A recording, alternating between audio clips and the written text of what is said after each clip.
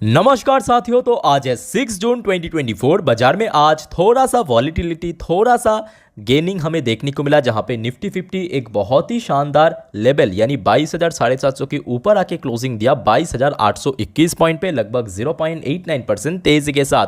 और इस बात का अलर्ट भी मैं आपको कल रात की 10:30 की वीडियो में क्लियरली मेंशन कर दिया था कि आज बाजार में रिकवर हो सकता है बिकॉज ऑफ सम रीजन। क्या रीजन है वो तो कल जो लोग देखा था अच्छे से मालूम है। तो दोस्तों, वीडियो में आगे बढ़ने से पहले एक छोटा सा रिक्वेस्ट करूंगा, अगर आपने अभी तक चैनल को सब्सक्राइब नहीं किया प्लीज करके रख दीजिए। और आज रात की जो 10:30 की वीडियो आएगा जिसमें हम मार्केट प्रेडिक्शन वाला पार्ट, नेक्स्ट डे का पूरे दिन की लेटेस्ट अपडेट, ग्लोबल मार्केट का अपडेट, एफएसडीएस का डेटा, उसी वीडियो में कवर करेंगे। ऑलमोस्ट 11:15 या 10:50 के आसपास आपको मिल जाएगा, उसको मिस मत करना। ओके, तो चलिए क्या है मामला, क्यों आज रिकवर हुआ, इसके बारे में तो हम चर्चा करेंगे। बट सबसे पहले चलिए देख लेते हैं बाकी जो सेक्टर वाइज बात करें वहां पे कैसा मूवमेंट हुआ। तो दोस्तों, हो सकता है कि आज निफ्टी 50 में या बैंक निफ्टी में जितना ना गेनिंग के साथ क्लोजिंग दिया, आपके हमारे पोर्टफोलियो इससे कहीं गुना ज्यादा ऊपर आके क्लोजिंग दिया। तो दोस्तों, क्या आपके पोर्टफोलियो का स्टेटस है, प्लीज कमेंट करके बताइए।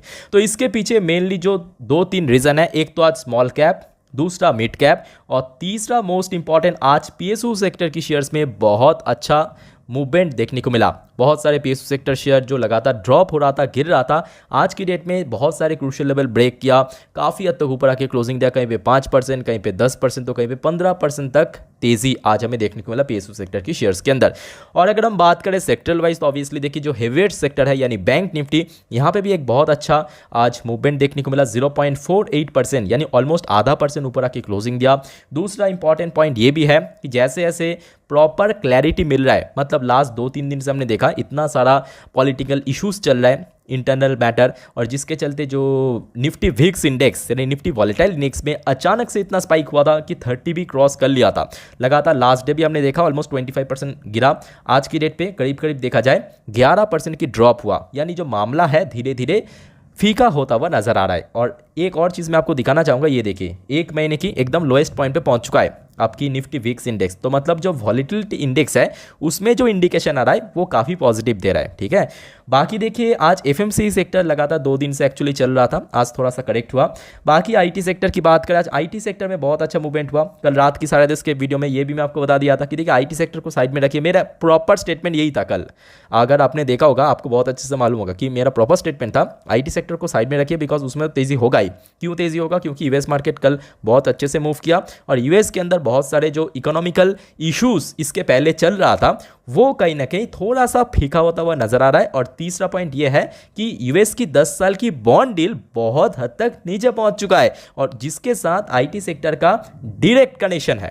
ठीक है, तो जिसके चलते आज हमने देखा बड़े बड़े आईटी कंपनी जो बीच में बहुत ज़्यादा ड्रॉप हुआ था, इन्फोसिस, टीसीएस, विप्रो, टेक महिंद्रा, उसमें सडनली आज 3%, 4%, 5% तक भी उछाल देखने को मिला। बाकी बात करें देखिए ऑटो सेक्टर में भी आज आधा % मूवमेंट हुआ ऊपर की तरफ।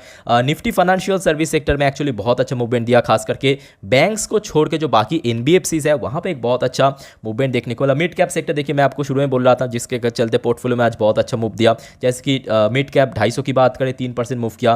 फार्मा सेक्टर में आज थोड़ा सा करेक्शन रहा। मिड स्मॉल कैप 400 की बात करें 2.5% मूव किया। ऐसे देखिए टाटा ग्रुप की बात करें, Nifty large cap mid cap की बात करें 1.5% मूव किया। निफ्टी मैन्युफैक्चरिंग सेक्टर में भी 1% ज़्यादा मूव हुआ। Health care sector almost flat में क्लोजिंग दिया। ऑयल एंड गैस सेक्टर में भी 2% ज़्यादा मूव किया। पीएसई सेक्टर आज देखिए 3.5% मूव किया। मेटल सेक्टर भी 1 से 1.5% मूव किया।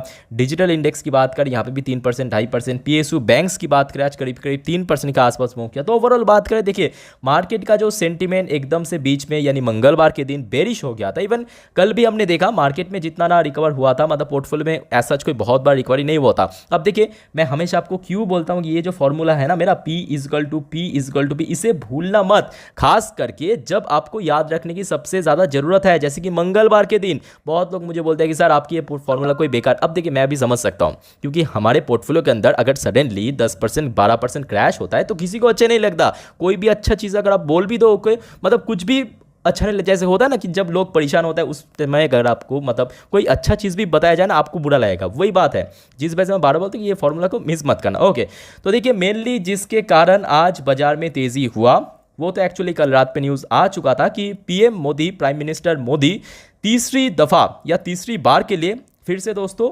शपथ लेंगे। कब लेंगे? आपके 8 तारीख मतलब परसों सैटरडे के दिन, और जिसके चलते बहुत बड़े बड़े वर्ल्ड लीडर को दोस्तों उस जो बोल सकते हो कि इवेंट पे यहाँ पे इन्विटेशन दिया, ठीक है। और उसके बाद देखिए ये तो चलो ठीक है, ये तो सबको मालूम था ऑलमोस्ट कि 80% कन्फर्म था लास्ट डे शाम तक कि चलो ठीक है मोदी जी प्राइम मिनिस्टर हो सकता है फिर से तीसरी दफ़ा। अब प्रॉब्लम ये था कि चलो ये जो पॉलिसीज़ है, पुराने पॉलिसीज़ या पुराने स्कीम्स, क्या वो बदल जाएंगे, क्या new policies and schemes launch किया जाएगा उसके जगह।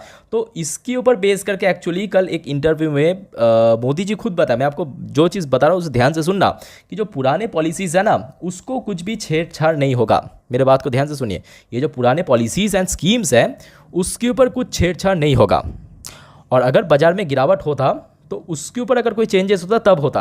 अब क्योंकि मोदी जी ने बोल दिया क्लियरली कि पॉलिसीज़ एंड स्कीम्स के अंदर कुछ भी छेड़छाड़ नहीं होगा, जो पुराने यानी जो 19 से लेकर 24 तक पॉलिसीज़ या स्कीम्स लॉन्च किया था, चाहे पीएलआई स्कीम्स की बात करें या प्रधानमंत्री सूर्योदय योजना की बात करें, इस टाइप की जो बड़े बड़े स्कीम्स एंड पॉलिसीज़ है उसमें कोई छेड़छाड़ नहीं होगा। और जिसके चलते ये जो सारी कंपनी की शेयर्स है जिसमें फ़ायदा मिलता है उसमें बहुत अच्छा मूवमेंट देखने को मिला, पहले जैसा क्लियर हो चुका है कि किस वजह से आज मूवमेंट हुआ। उसके बाद दोस्तों एक और चीज़ मैं आपको यहाँ पे दिखाना चाहता हूँ, कुछ एडवर्टाइज बैगन, हाँ अब चलो ठीक है, ये देखिए BJP, JDU, TDP and stock market 5 things to watch as bear case scenario played out. तो एक्चुअली देखिए यहाँ पे एक ब्रोकरेज कंपनी द्वारा मेंशन किया कि किस टाइप की सिचुएशन पे क्या कुछ हो सकता है। तो उन्होंने मतलब ये ब्रोकरेज फिलिप्स कैपिटल ने मेंशन किया कि देखिए अगर बीजेपी को मेजोरिटी मिल जाए तो उस केस में तो अलग बात है, मार्केट में तेज़ होता।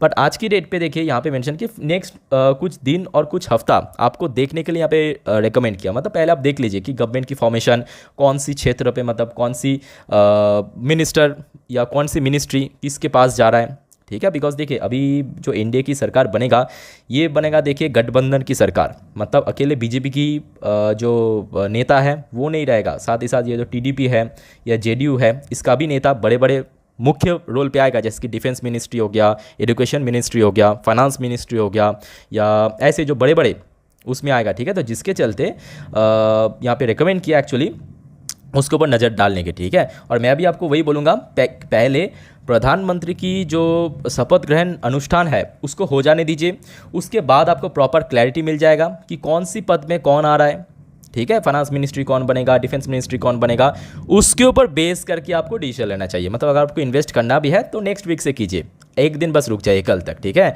बाकी देखिए कल रात में भी हमने देखा था कि उधर मतलब यूएस मार्केट में बहुत हद तक सुधार चुका है। जैसे कि डॉ जोन्स की बात करें 0.25% ऊपर के क्लोजिंग दिया था।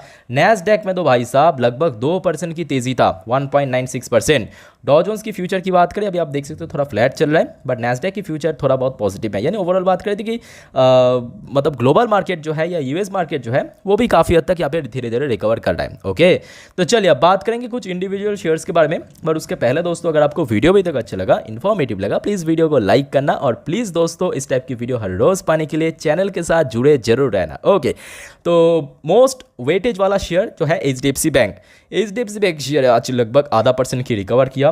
रिलायंस की बात अब देखिए यहाँ पे तो रिकवरी होगा ही, अगर मोदी जी प्राइम मिनिस्टर बनेगा तो ऑब्वियसली यहाँ पे रिकवरी होगा, अदानी ग्रुप में भी रिकवरी होगा, ये तो हम सभी को मालूम है। तो रिलायंस इंडस्ट्री की शेयर 1% मूव किया। आईसीआईसी बैंक की शेयर भी 0.28%, मतलब जिसको वेटेज ज़्यादा है निफ्टी 50 का, तो वहाँ पे एक बहुत अच्छा बाउंस बैक देखने को मिला। उसको छोड़कर आईटी सेक्टर की जो बात मैं बोल रहा था, जैसे ऐसे यूएस की इकोनॉमी सुधार रहा है, ठीक हो रहा है, तो इन्फोसिस की शेयर भी आज 3% मूव दिया।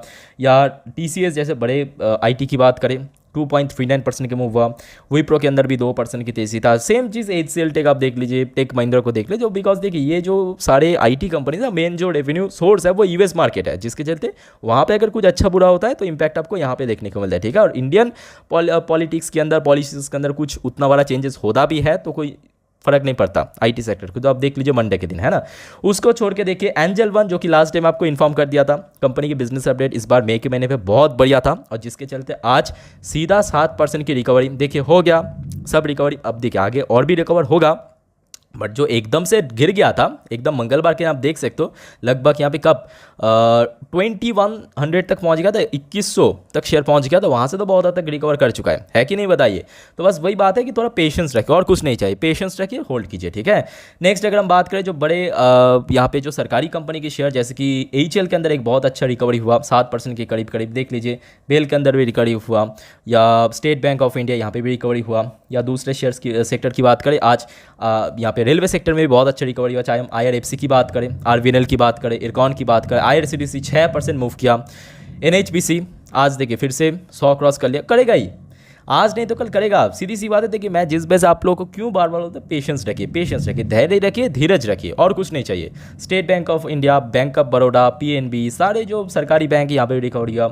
अगर हम बात करें प्राइवेट सेक्टर में, टाटा पावर की शेयर भी आज बहुत हद तक रिकवर किया, ठीक है। तो ओवरऑल बात करें, मुद्दा भी काफ़ी हद तक कंट्रोल में आ चुका है। आई थिंक कि धीरे धीरे आपको सब कुछ मालूम पड़ जाएगा आगे, जैसे ऐसे सब कुछ डिक्लेयर होगा सरकार की तरफ से। बाकी दोस्तों को